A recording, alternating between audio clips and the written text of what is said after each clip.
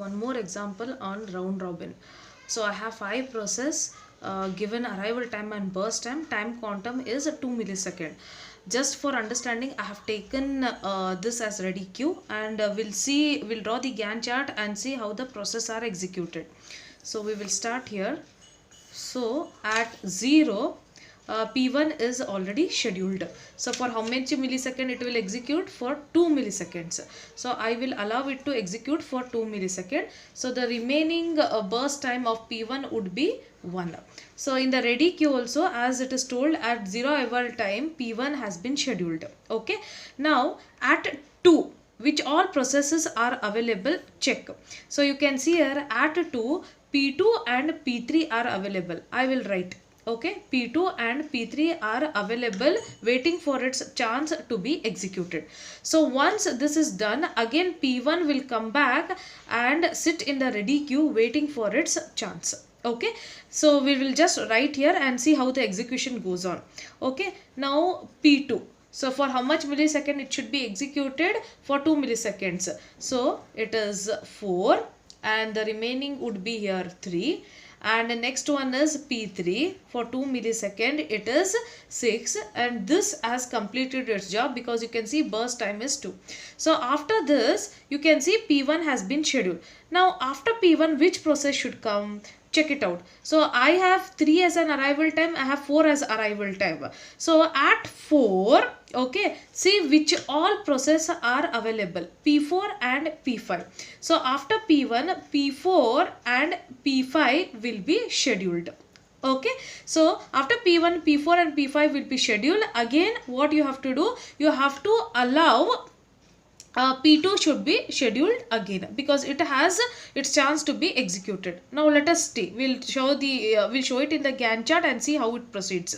So after, now I have done with P1, P2, P3. P1, let me schedule once more. So what is the remaining job here? 1. So 6 plus 1, it is 7. So this has completed its job. Now after P1 at 4th millisecond, which all process were present? P4 and P5. So I will schedule these both over here.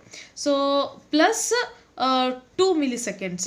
So if I schedule it for 2 milliseconds, the remaining would be 3. Okay. So 7 plus 2, it is 9.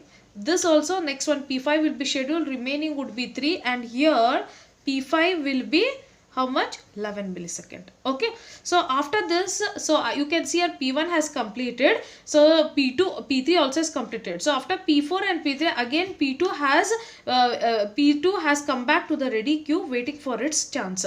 So after P2, which process will be getting its chance? Obviously P4 and P5. I will just write P4 and P5. Okay, let us schedule once more here. So I have done P up to P5, which I have already written.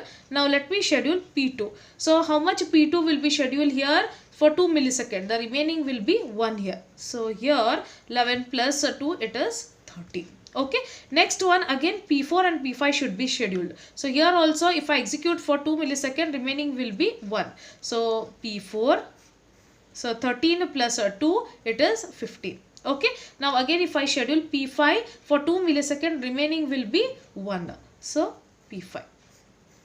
Okay, so 15 plus 2, it is 17.